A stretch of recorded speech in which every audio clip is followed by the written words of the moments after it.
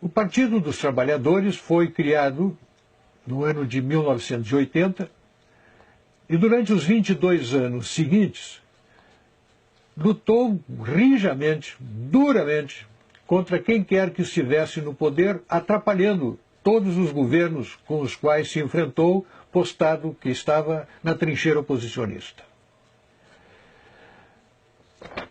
Veja bem, o PT votou contra a Constituição Federal, foi contra o Plano Real, criou organizações para promover a luta de classe, conflitos raciais, conflitos de gênero, invasões de terra, violência policial.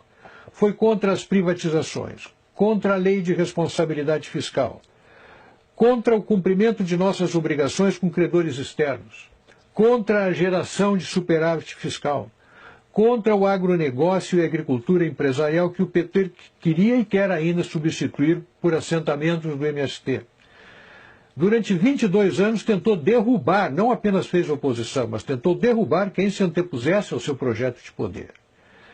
Se é verdade que, enquanto a oposição, o PT aprontou à nação alguns corruptos, firmando um conceito de partido diferente, formado por gente de bem e honesta, transmitiu essa imagem a você, também é verdade que produziu em torno de si uma destruição de muita reputação de gente de bem, de muita gente de bem. Chegou ao poder levado pelo seu moralismo, pela sua correção, pela sua condição de um partido diferente. Há 12 anos tenta reimplantar a censura através do marco regulatório da imprensa e de medidas semelhantes a essa.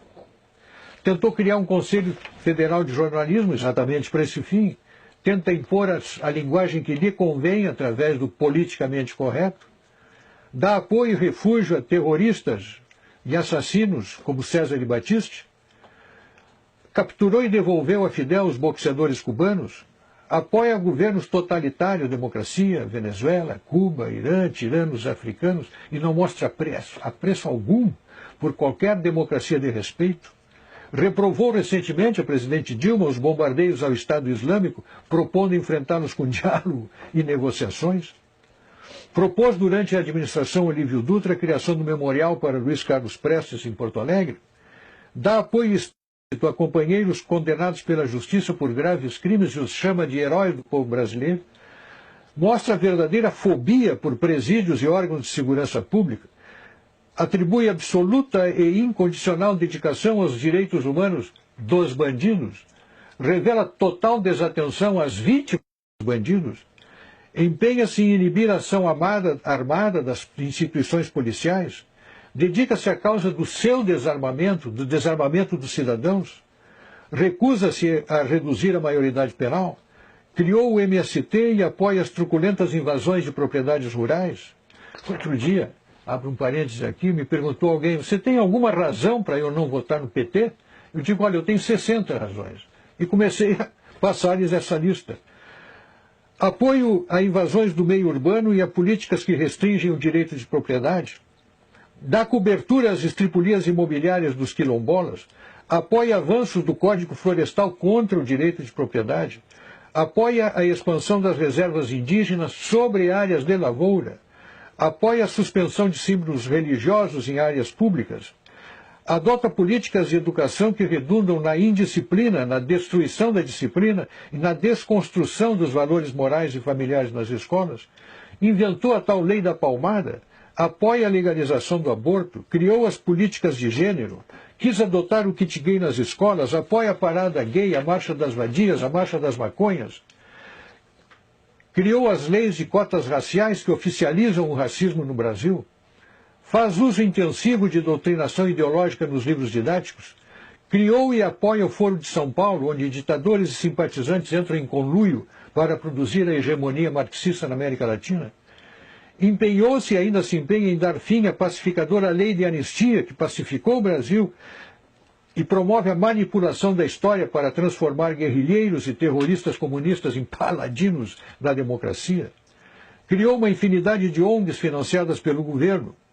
Faz uso intenso de dinheiro público da nação para financiar os seus próprios objetivos políticos.